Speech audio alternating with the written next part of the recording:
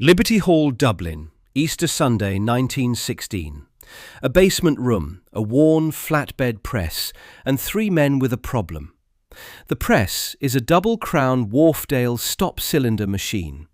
James Connolly had acquired it around 1915 to print his union paper, The Workers' Republic, and the material of the Irish Transport and General Workers' Union, which owned the building. By Easter Sunday, it's old, mechanically unreliable, and in poor condition. The rollers won't hold even pressure, the inking is uneven. Type set in the afternoon may print faintly by midnight. The printer is Christopher Brady. He had worked at Liberty Hall since around 1915. The two compositors are Molloy and Liam O'Brien, whose name appears in different records as Ó Briain, as William, as Willie. All refer to the same man. Brady later filed his recollections with the Bureau of Military History as witness statement WS 705. Molloy filed WS 716, dated 4 September 1952. O'Brien's statement is WS 3, a letter dated April 1947, making it the earliest of the three. All three accounts are retrospective testimony given decades after the fact. Molloy's, according to archivists at Dublin City Libraries, contains internal chronological inconsistencies. They are what we have. All three men are working printers. None are on the IRB Military Council. None signed what they are about to produce. Connolly had summoned all three on Holy Thursday and told them he wanted a document in the nature of a proclamation ready for Easter Sunday. He would cover costs. On Sunday morning, when they arrived, he told them the mobilization had been called off, but added, "We are going ahead with it." He gave them the manuscript. Molloy would later recall, in a 1966 interview with the Evening Herald, that Connolly had already told them the week before. What they would print would be a document that would live in history. Molloy had sourced the type himself. There wasn't enough in Liberty Hall for a document this size. He went to at least 3 printworks before finding what he needed at a premises on Capel Street run by a man named West. West's caseroom supervisor, Graham, was reluctant. Molloy told him that if the type wasn't given voluntarily, it would be taken. Graham handed it over. The paper came from Swiftbrook Paper Mills at Saggart in County Dublin, the same stock used for The Workers' Republic. A standard double crown sheet, approximately 76 centimetres by 49, the common size for theatre and auction posters. The document is long. As Brady, Molloy and O'Brien work through it on Sunday afternoon in a small improvised composing room adjacent to the machine room, setting the text letter by letter in a 2-line great primer type that the typographer James Mosley has identified as antique number 8, they reach a point somewhere in the middle of the text and they run out of type. Secondary analyses of surviving originals place the split at the words "among the nations," roughly halfway down the document. They can't set the entire proclamation in one pass. There is only one thing to do. Print the top half first, break up the type, reset it for the bottom half, run the sheets through the press a second time. 2 passes, 1 sheet. Even doing it that way, they run short. Molloy's witness statement records that they had to treat letters with sealing wax to complete the first half. Brady's more specific account, as recorded by the bibliographer Joseph Bush, who spoke to the printers directly, describes converting a capital F into a capital E by adding a piece of wax to its foot. The typographer Mosley, working from his examination of surviving originals, places that letter in the phrase "to the people of Ireland" in the heading, the E in the. The last letter in Republic appears to be an O converted to a C. There is a damaged R in the heading with a fatter slanted leg where the same repair was attempted. There is an upside-down lowercase e in the first line of the last paragraph. Technical analysts have raised a legitimate question. Sealing wax is soft and fragile. and it isn't obvious how such a letter would survive a long press run intact. Brady's account is consistent across multiple independent retellings. Whether those specific characters are still physically identifiable on surviving originals hasn't been confirmed in published conservation analysis. What is confirmed is the condition of the type throughout: worn, damaged, borrowed from 3 different sources, and visibly imperfect on every copy that has come down to us. The printing was carried out under armed guard from the Irish Citizen Army throughout. An Easter Sunday night concert was running in Liberty Hall's main hall upstairs, which is why the type cases had been moved via a back route through the adjacent cooperative stores on Eden Quay, to avoid carrying heavy equipment through a crowded hall and raising questions. The first proof was ready at around 9 p.m. A correction was made to the spelling of Amen. Then the press started running. Brady later insisted that 2,500 copies were run off between midnight and 1 a.m. Molloy, in his Bureau of Military History statement, said he thought it was closer to 1,000. Modern analysts, including Adams auctioneers when cataloguing a copy for sale, have noted that the condition of the machinery and the scarcity of paper likely limited actual output to around 1,000. The assistant librarian at Trinity College's historical exhibitions, explaining their own original copy, said only about 1,000 actually were printed. The true number can't be settled from available evidence. What is known is that when British soldiers occupied Liberty Hall later in the week, the form for the lower half of the proclamation was still locked on the press bed. They ran off their own copies as souvenirs. Those prints, half a document each, survive in the National Archives of Ireland.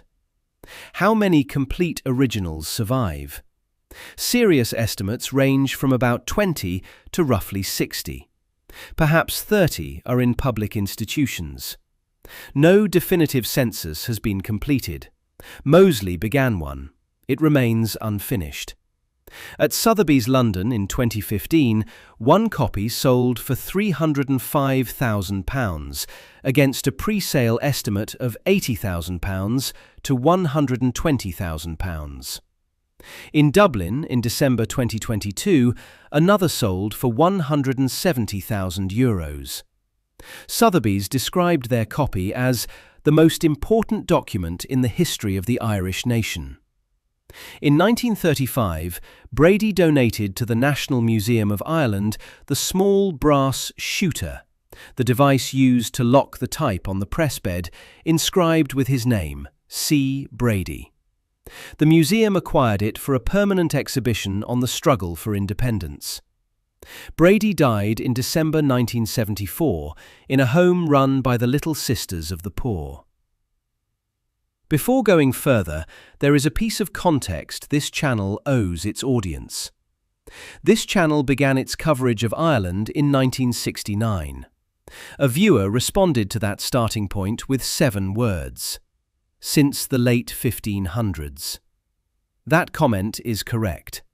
Starting in 1969 means starting in the middle of consequences, a border, a partition, 50 years of accumulated grievance. This video is the answer to that challenge. The chain that led to 1969 runs through this week in April 1916. Not through the battles, as it turns out, through a printing press. There is a comment made on another channel covering this period that belongs on this screen. A viewer wrote that his grandfather set the type on the proclamation. The comment received 198 likes and 21 replies. It can't be verified here. What it represents is real. There are people watching this whose connection to Easter week 1916 isn't historical curiosity. It's a trade, a name, a family story passed down across 3 or 4 generations.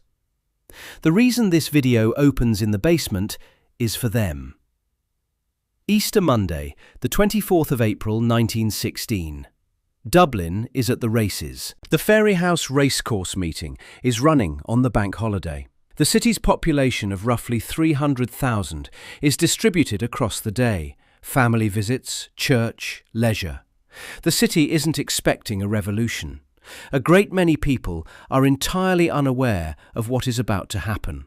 At approximately 11:55 a.m, a column of Irish volunteers and Irish Citizen Army members seizes the General Post Office on Sackville Street. Staff and customers are ordered out at gunpoint. Simultaneously, though not all positions are taken at exactly the same moment, volunteers occupy the four courts on Inns Quay, Jacob's Biscuit Factory on Bishop Street, Boland's Mill near Grand Canal Street, the South Dublin Union on James's Street and St Stephen's Green. The Mendicity Institution is seized to block the route between the Royal Barracks and the four courts. A detachment attacks Dublin Castle but does not take it fully.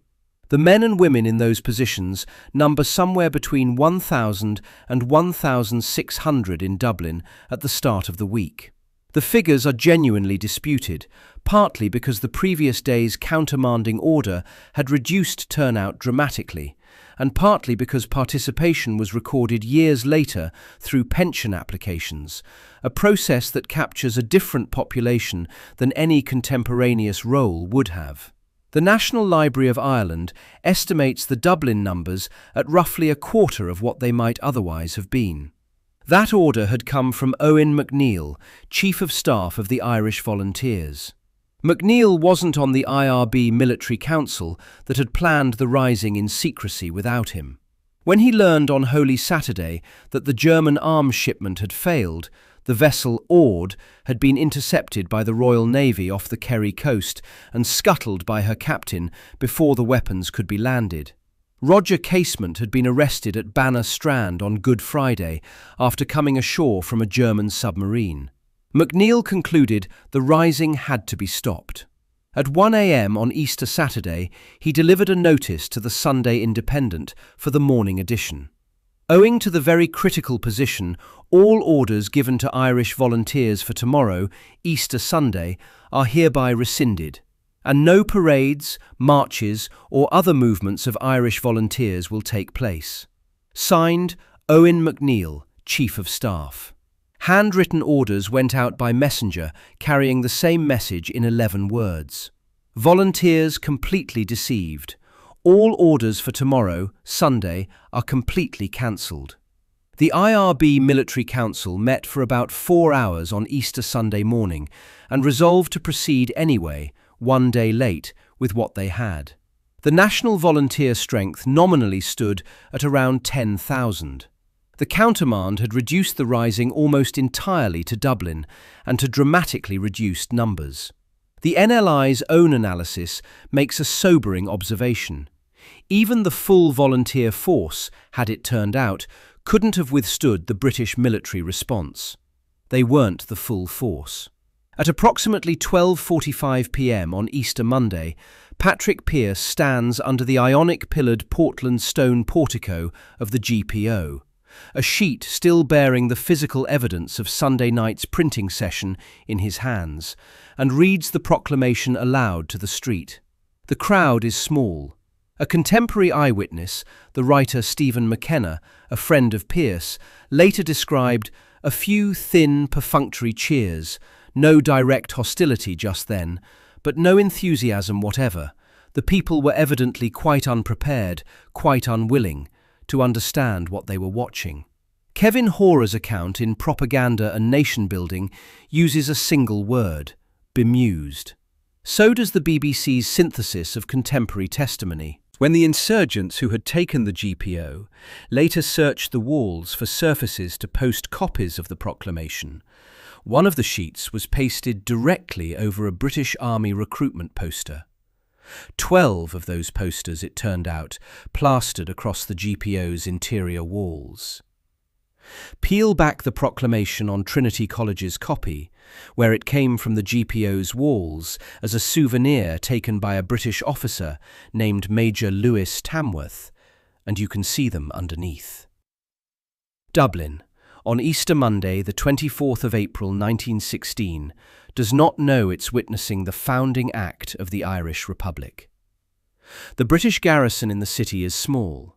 By Tuesday, reinforcements are en route.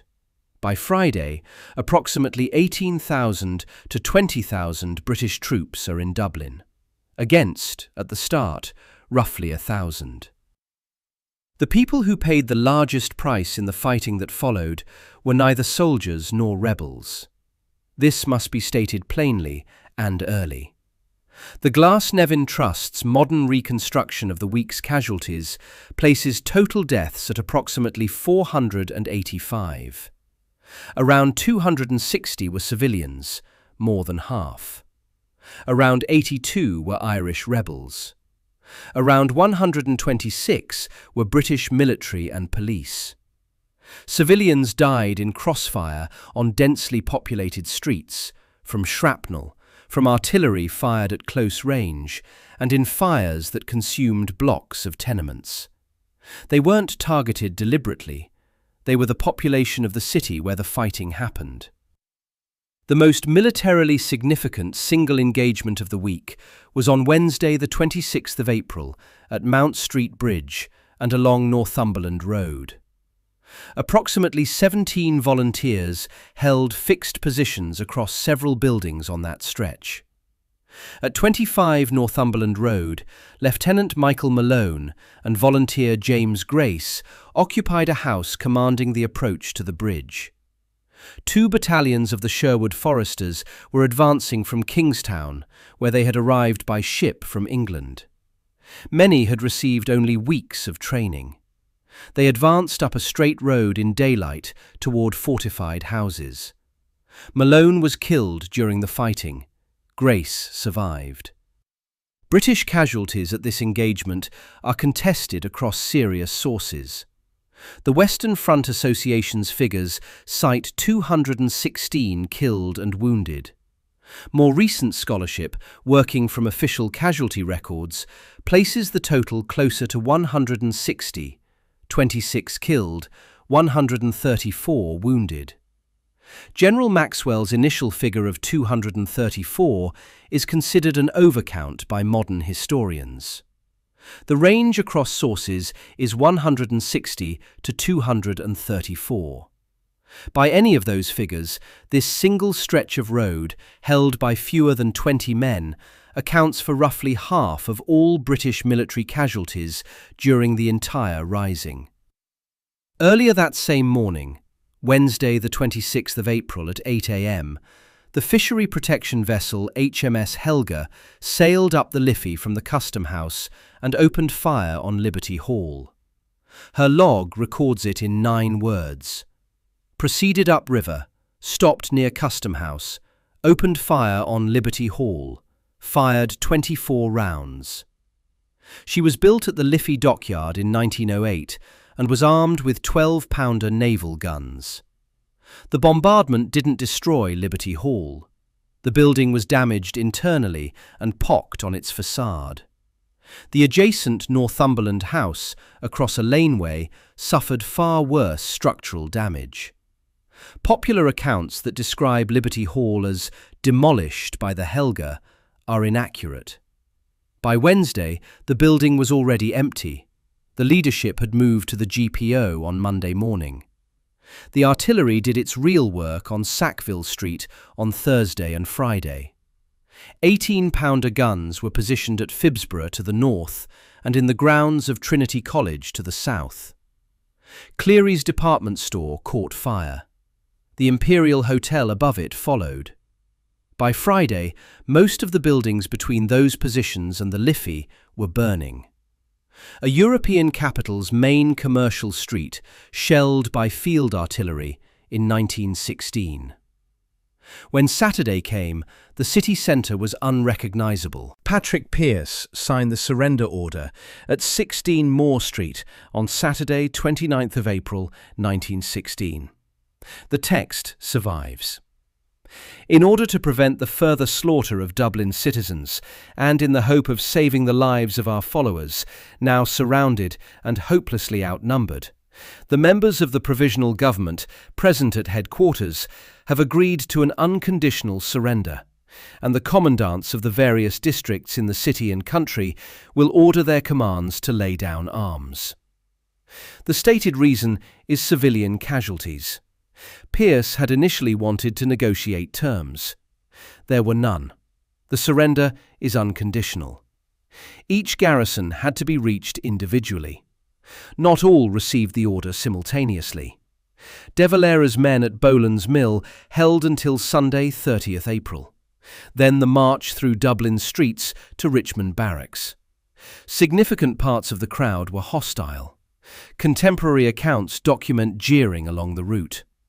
One British officer present at the aftermath recorded a soldier who, having lost comrades in the fighting, remarked about the prisoners.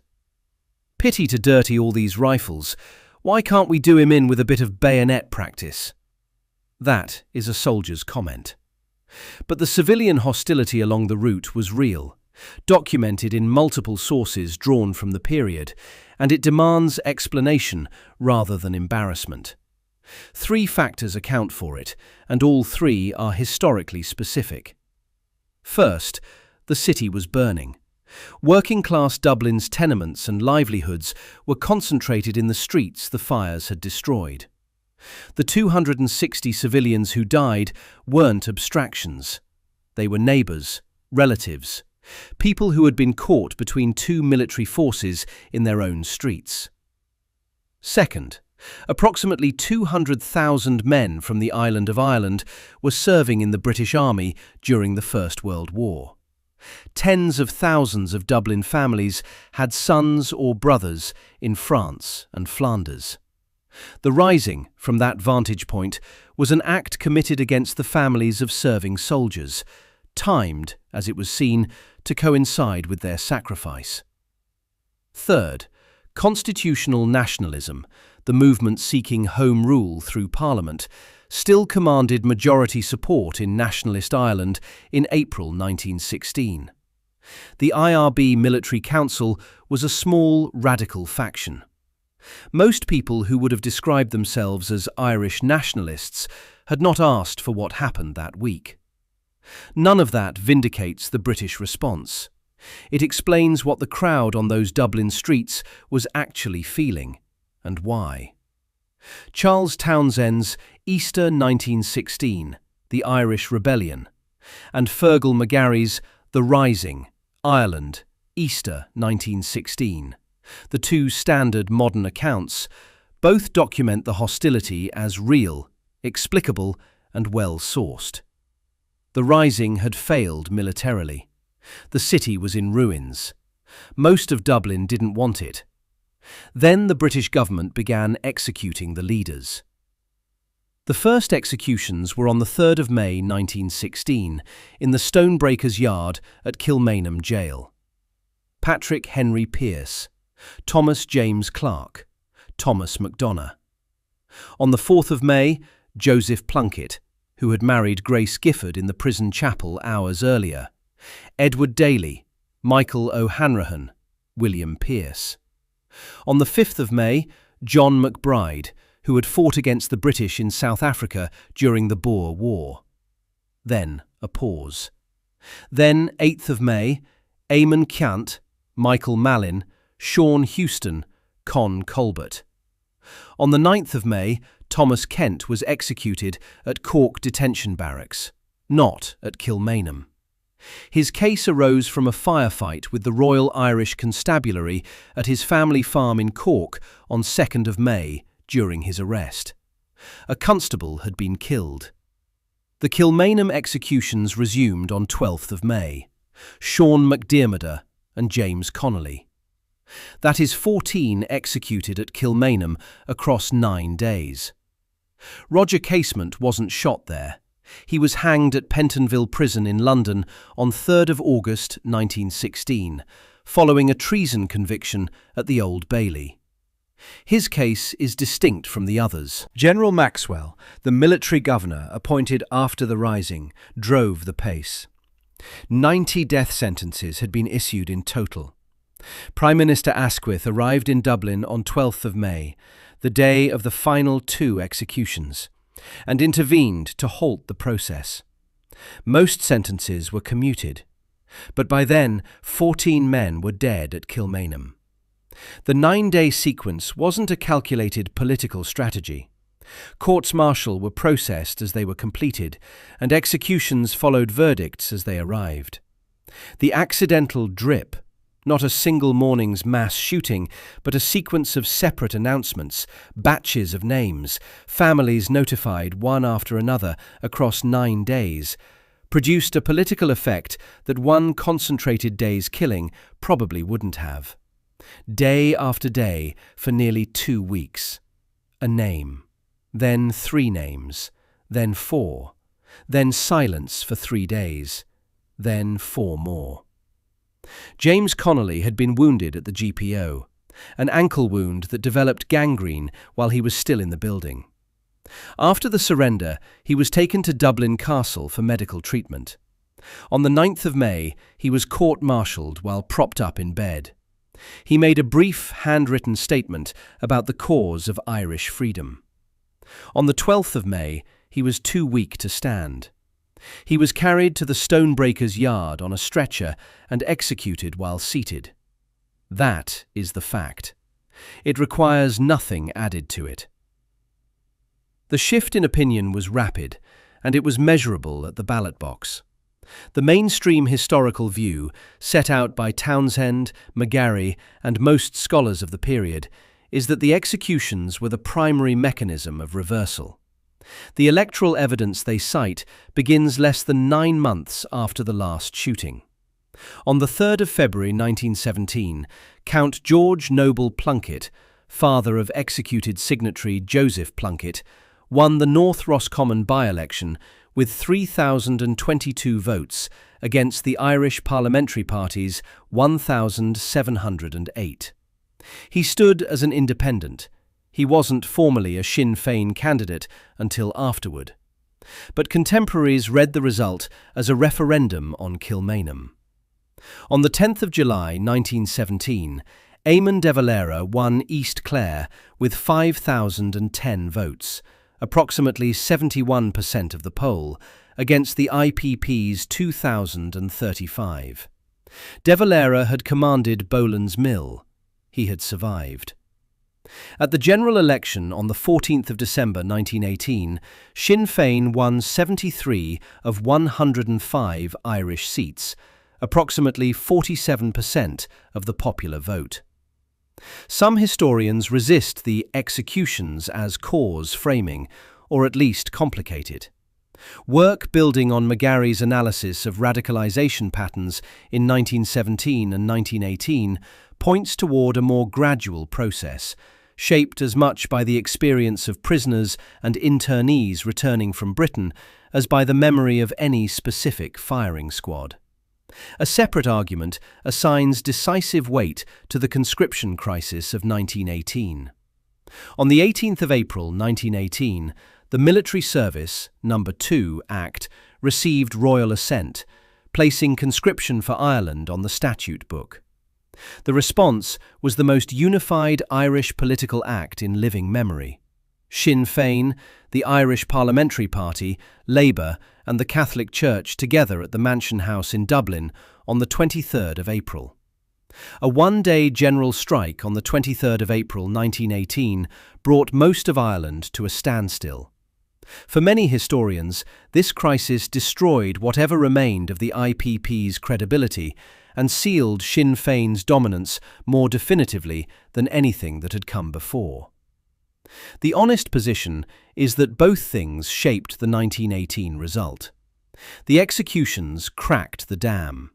The conscription crisis broke it. But the by-elections of February and July 1917 precede the conscription fight by over a year. Something had already shifted. On the 21st of January 1919, 2 things happened simultaneously.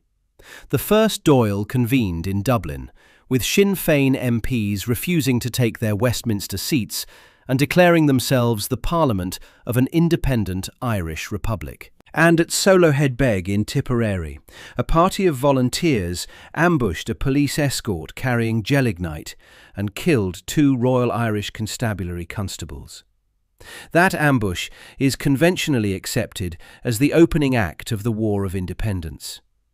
The war lasted until a truce in July 1921. The Anglo-Irish Treaty was signed in December 1921. Under the Government of Ireland Act 1920, partition had already been enacted. 6 counties in the northeast under Westminster, 26 to become the Irish Free State.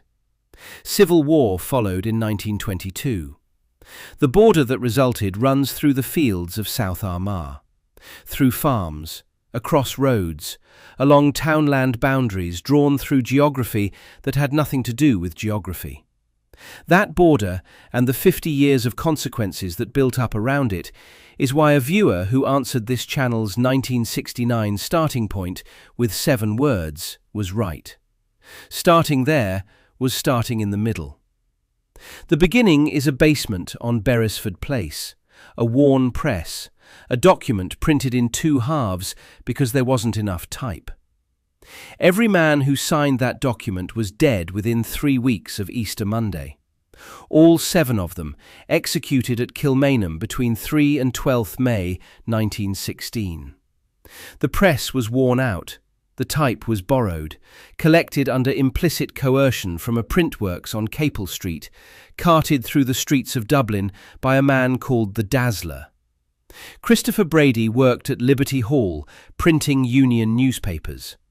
Michael Molloy went on to set type at the Irish Independent. Liam O'Brien became a professor of Romance languages at University College Galway. They were working printers, handed a job on a Sunday, and they did the best they could with what was in the case. Because they ran out of letters, every surviving original carries the evidence of the night it was made. The mismatched fonts in the 3rd paragraph, where a different typeface steps in because the E was exhausted. The F with a wax foot standing in for the E. The slight gap across the middle of the sheet where the 2 impressions don't quite register. Varying from copy to copy because the old press couldn't hold perfect alignment between passes. Somewhere between 20 and 60 originals are thought to survive. No definitive census exists yet. They sit in glass cases, at the National Library of Ireland, at Kilmainham Jail Museum, at the National Museum of Ireland's Collins Barracks, at Trinity College, at the General Post Office itself. And people queue to look at them. The Bureau of Military History witness statements from Brady, Molloy and O'Brien, WS 705, WS 716 and WS 3 respectively, are digitised, free and searchable at bureauofmilitaryhistory.ie. The Military Service Pensions Collection at the Irish Military Archives is the most practical single resource for tracing a family member who participated in the Rising or the years that followed. If an ancestor applied for a pension or a 1916 medal, the application is likely there. A name, a unit, a statement, sometimes a photograph. If your family was in that city that week, in the GPO, in a British uniform in France, or just trying to get bread on a street that was burning, you already know more about this than any documentary can tell you. Put it in the comments. The name, the street, the year. That is the part of this history that is still being written.